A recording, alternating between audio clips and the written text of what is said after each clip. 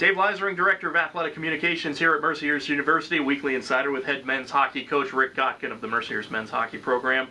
Before we dive into what number 3 did for you last weekend, let's talk about the overall performance at Army and what you thought of the effort. Yeah, you know what, Dave?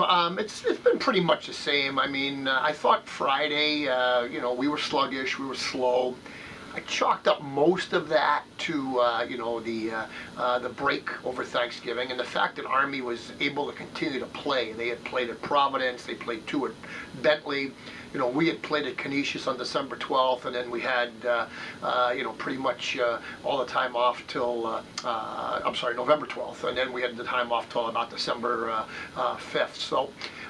We hadn't played, so we were kind of predictably a little bit sluggish. I thought we got a little bit better as the game went on, and at the end of the day, we found a way to win. But I don't think it was a great game by us. I thought Army was spectacular, and I think Brian Riley would tell you he thought it was perhaps the best game that they had played all year. So, they were great. Saturday, I thought we had our legs under us. Obviously, we jumped out to a 3-0 start, 3-0 lead, and I thought we were playing pretty well. And again, a good team, a hard-working team, a never-quit kind of team, just how those kids are built. Was able to get themselves back in this game, with about 17 minutes to go in the third period to make it 3-3. And then it was interesting because I thought the last 17 minutes of the Army game on Saturday night, I thought that might have been the best 17 minutes that we might have played all year, because we went to a whole new level, and that was great to see. You saw the return of Jimmy Sargent to the lineup on Friday. Assess his performance.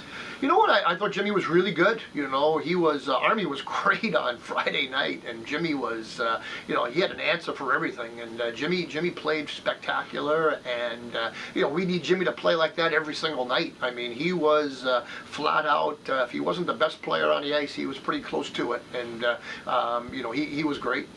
And then Brandon Wildung got the start on Saturday. Was that expected? Was that going into the weekend? Yeah, you know what? That was predetermined. Greg Gardner and I and Bobby Ferraris discussed that throughout the week, how we wanted to handle our goaltending situation. And, Jimmy coming off injury was a factor for us. And again, another chance to get another goaltender in, just because we're not sure when we're going to have that opportunity. So, we determined that Jimmy would play Friday, and win, lose, or tie, Brandon would play on Saturday, and I thought Brandon played fine.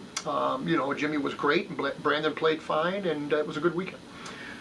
Let's talk about it now. Jack Riley, very emotional weekend for him. Obviously emotional for both sides, for both you and Brian Riley at Army. His performance on Saturday, Hollywood couldn't have scripted that any better. Yeah, you know what, Dave? If I didn't know better, I would say the whole thing was set up, because it was unbelievable, and it was so cool to be just a little bit of a part of it, and to see that whole thing unfold. And I can only imagine what Coach Brian Riley's emotions were. Obviously they're trying to win hockey games, and they got a very good team over there. They're home, and then there's your son playing on the rink that he grew up on.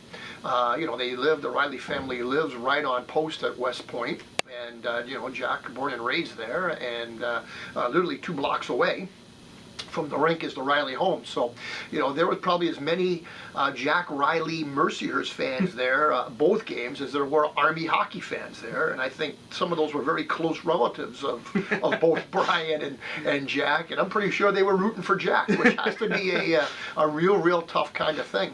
And then for Jack to go out and score the first goal, that was cool. That was cool. But then what he did in the third period, when we really needed it, was off the charts. Another goal, two huge assists, and really was our emotional catalyst. And he put our team on his back, and certainly in that third period, and again took his game and our game to a whole nother level, and all of us fed off Jack Riley, certainly in that third period. So I know Brian was very disappointed to come away with no points, but Army played very, very well, and Jack Riley was the difference. You and I have been around this game a long time.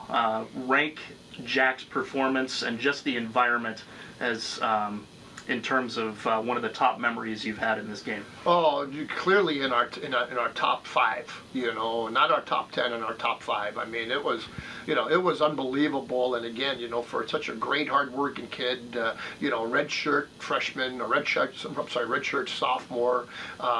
He didn't play at all last year for all intents and purposes because of injury, and to go back into that situation and do what he did was unbelievable. And the thing that you really don't know, and I'm pretty certain that it had to be very difficult for Jack to do that, and it had to be very difficult for Brian Riley to do what he had to do. So I don't know any of that stuff because I didn't talk to Jack or Brian about any of that, but it couldn't have been easy for either one of them, and it was really neat to be just a small part of it. And a classy move on your part too, starting Jack both nights in front of the home crowd as well. Well, yeah, I mean, I just think again as the kids get introduced, the starters get introduced, and the hometowns get announced. I mean, I think we would do that for any player that we played in a hometown. If we played in Cleveland and we have a couple of Cleveland kids, we'd start them. If we played at Robert Morris this year and have a Pittsburgh kid, we'd start them. And I just think that's the right thing to do.